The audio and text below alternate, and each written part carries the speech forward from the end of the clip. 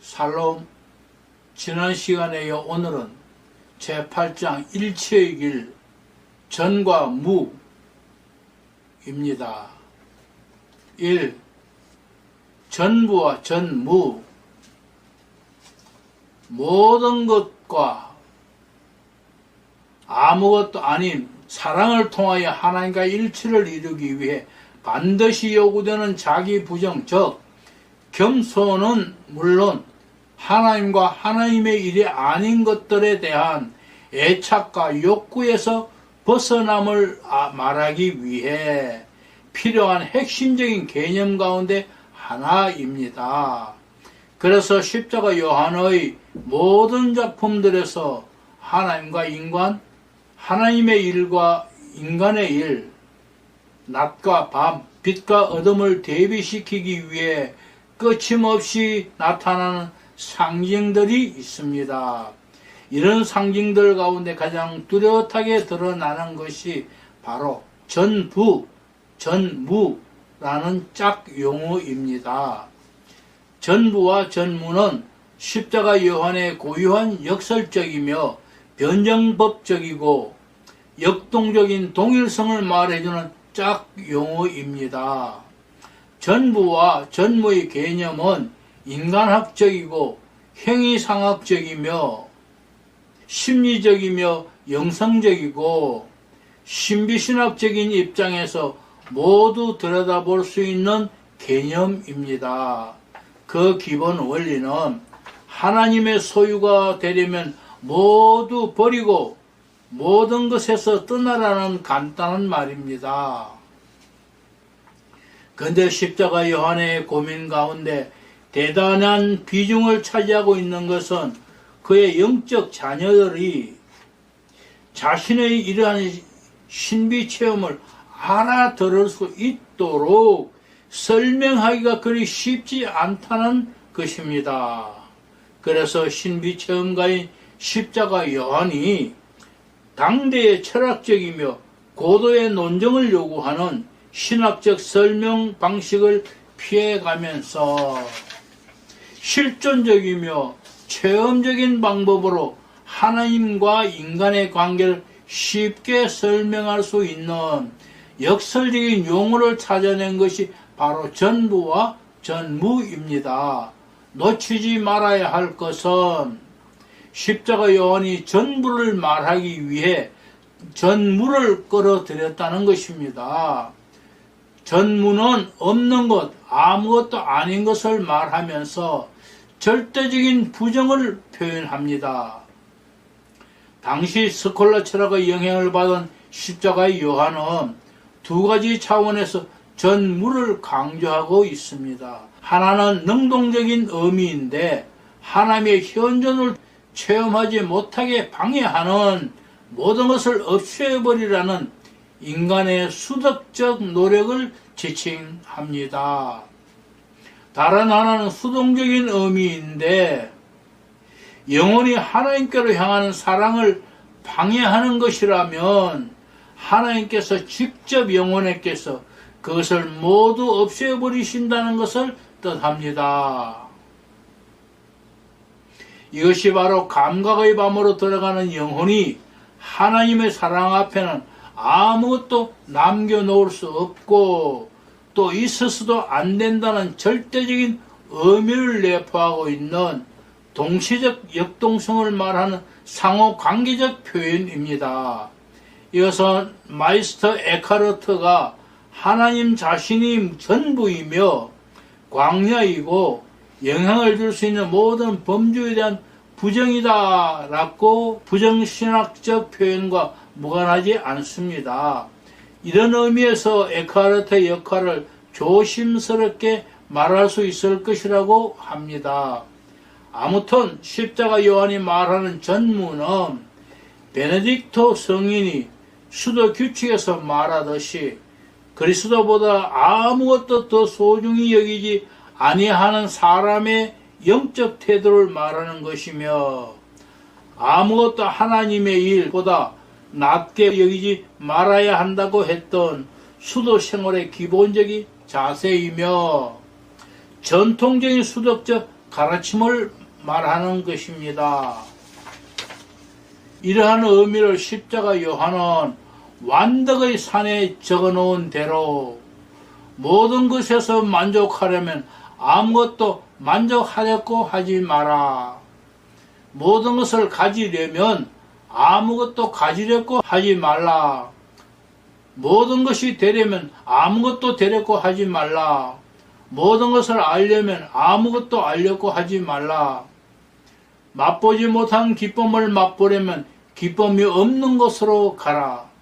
알지 못한 것을 알려면 아는 것이 없는 곳으로 가라. 네가 아닌 것이 되려면 네가 없는 곳으로 가라고 서술합니다. 하늘과 땅의 모든 사물들은 하나님과 비교할 때 아무것도 아니다라는 전제가 있었기 때문에 이런 근본주의적인 표현이 가능했던 것입니다. 십자가 요한이 말한 전부와 전무를 몇 가지로 분류해서 이해할 필요가 있습니다. 첫째, 세 가지 성경 말씀에 바탕을 두고 있기 때문에 매우 복음적인 개념입니다. 아무도 두 주인을 섬길 수 없다. 한쪽은 미워하고 다른 쪽은 사랑하며 한쪽은 떠받들고 다른 쪽은 업신여기게 된다. 나와 함께하지 않는 자는 나를 반대하는 자다 라는 말씀과 정녕 자기 목숨을 구하려는 사람은 목숨을 잃을 것이고 나와 복음 때문에 목숨을 잃는 사람은 목숨을 구할 것이다. 또한 하나님께서 인간에 대한 뜨거운 사랑 때문에 한눈을 파는 인간을 향해 질투하시는 분이시라는 구약 성경의 가르침에 바탕을 두고 설명하는 것입니다. 결국 하나님과 인간을 완전하게 하나로 묶어주는 사랑 때문에 끌어들인 용어입니다. 기도하는 영혼은 자기 삶을 그리스도께 맞추면서 매사에 있어서 그리스도를 본받을 일상적인 욕구를 지니고 있기 때문에 십자가 요한은 영혼에게 전부인 그리스도께만 눈을 돌리도록 가르치려는 것입니다. 어떻게 그리스도는 영혼에게 전부이기 때문에 감각들이 가져다주는 어떤 기쁨일지라도 그것이 순수하게 하나님께 영광을 드리고 공경하게 되는 것이 아니라면 예수 그리스도께 대한 사랑 때문에 거절해야 하고 비운 상태에 머물러야 합니다. 그래서 십자가 요한은 하나님을 전적으로 차지하기 위해서는 모든 분야에서 아무것도 지니지 말아야 하는데 어느 하나에는 마음을 빼앗긴 사람이 어떻게 다른 것을 전부가 될 수 있겠는가라고 반문합니다. 다시 말해서 신앙인에게 있어서 하나님을 소유하지 못한다는 것은 영혼의 죽음을 말하는 것이며 기도하는 이들에게 그리스도의 몸을 따라서 어떻게 죽게 되는 것인지 가르쳐주고 싶다는 것입니다. 그러나 이렇게 근본주의적이며 절대적인 전무, 아무것도 아님을 말한다고 해서 인간 존재 자체를 무조건 부정하는 폐쇄적이며 비관적이고 극단적으로 금욕하는 표현이 아니라 하나님과 마주하는 인간 존재의 양태, 즉 어떤 목적으로 존재해야 하는가를 말하는 희망적인 표현입니다. 하나님과 그분의 사랑이 영혼에게 모든 것이 되어야 한다는 전제 아래 전무를 말하는 것으로 알아들어야 합니다. 전무는 반드시 전부를 지향하고 또 그렇게 바뀌어야 하는 것입니다. 둘째, 바울 사도의 가르침에서 어려움과 불법, 빛과 어둠, 신자와 불신자, 하나님의 법과 죄의 법, 죽음과 부활, 문자는 사람을 죽이고 성령은 사람을 살린다. 현세적 인간과 영적인 사람, 옛 인간과 새 인간, 그리고 악함과 강함과 같은 이율배반적인 많은 표현들을 자신의 영성생활에서 확인할 수 있기 때문에 이 개념들을 끌어들인 것입니다. 현세적인 사람은 오직 감각만을 이용하면서 신앙생활을 하려는 사람들이고, 영적인 사람이란 감각에 의존하거나 따라가지 않는 것은 물론 감각에 주어진 초자연적인 지각들을 통하여 하나님과 사귀려고 모호하게 대드는 사람이 아닙니다. 이렇게 십자가 요한의 작품들에서 바울 사도의 영향을 받는 표현이 뚜렷하게 드러나는 것을 일일이 열거할 수 없을 정도입니다.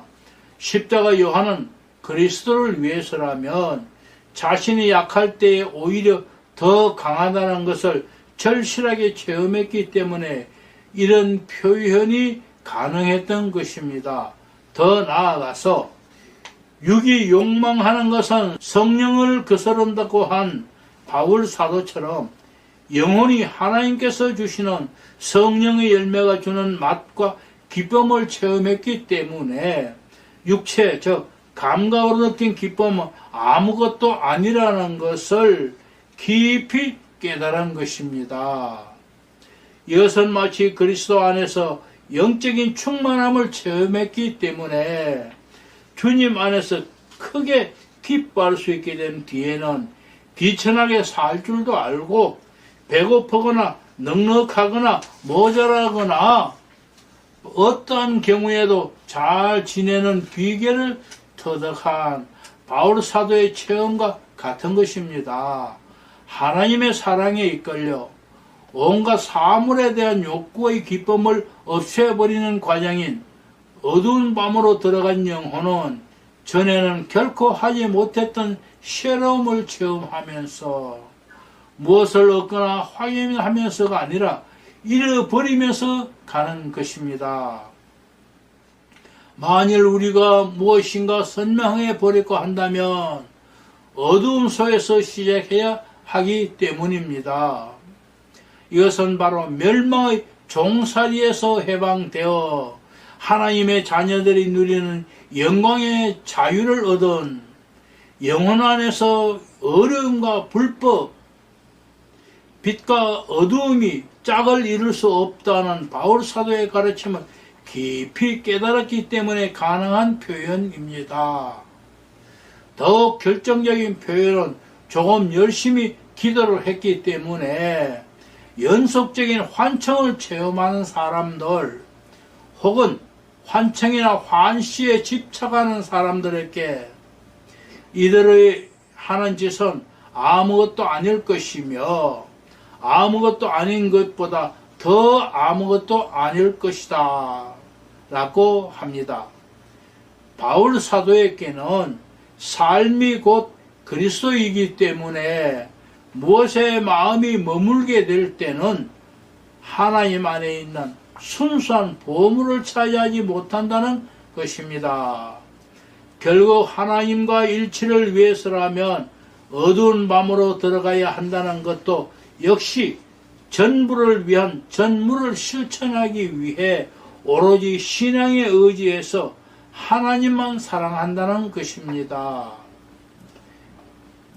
셋째, 십자가 요한이 말하는 전무는 하나님의 초월성에서 비롯되는 것입니다. 디오니시우스 아레오파기타가 말하듯이 관상기도란 기도하는 영혼이 거룩하게 변화되지만 가장 어두운 암흑 속에 들어가는 것이기 때문에 아무것도 보이지 않는 가운데 하나님을 뵙게 되는 것이며 눈부시게 빛나는 가운데 무지를 통해서만 가능한 하나님께 관한 참된 깨달음을 얻게 되는 것입니다. 하나님의 초월성은 인간의 지성에게 암흑일 뿐이며 동시에 하나님을 말하기 위해서는 하나님이 아닌 것을 부정하면서 말할 수밖에 없기 때문입니다. 아무런 연관이 없다고 주장하는 학자들이 있다 할지라도 이러한 십자가 요한의 부정 혹은 아무것도 아님은 니사의 그리고리우스의 어두움과 디오니시우스 아레오파기타에서 비롯되는 부정신학의 바탕을 두고 있습니다. 그래서 십자가 요한은 신랑이신 그리스도를 사랑하기 위해, 아니 하나님께 주시는 초자연적인 은총을 받기 위해서 신부인 영혼이 자신의 감각들의 모든 기쁨을 즉시 비우고 없애야 하며 겸손한 사랑으로 포기하고 모든 것을 부정하는 의지를 갖추라는 것입니다.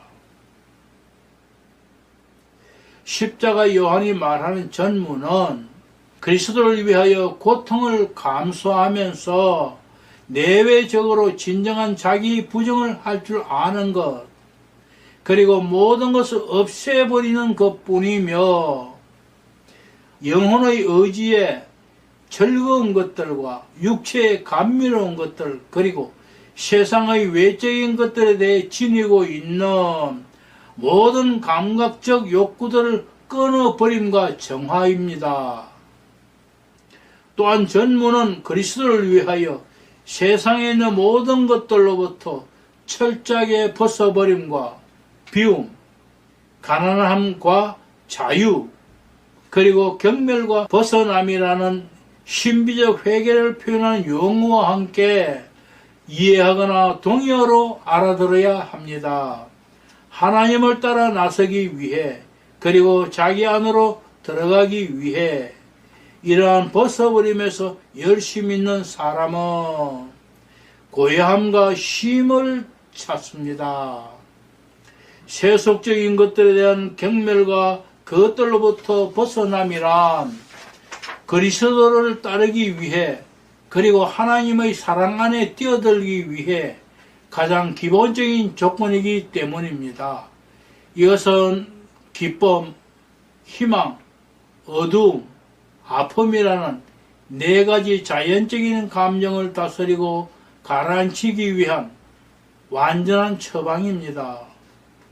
감정들이 가라앉고 다스려지면 조화와 차분함이 생기고 거기에서 다른 많은 보화들이 흘러나온다는 것, 즉 신비적 회개를 말하는 표현입니다. 그래서 십자가 요한이 말하는 전부와 전무의 도식은 사랑을 통하여 이루어지는 하나님과 일치를 이루기 위해 필요한 수덕적 행위에 대한 변정법적이며 역설적인 표현입니다. 전무는 전부를 차지하기 위한 수단이며 동시에 목적입니다. 전무의 끝에는 전부이신 아들 그리스도께서 계시기 때문입니다. 감사합니다. 다음 시간엔 제8장 자기부정 2부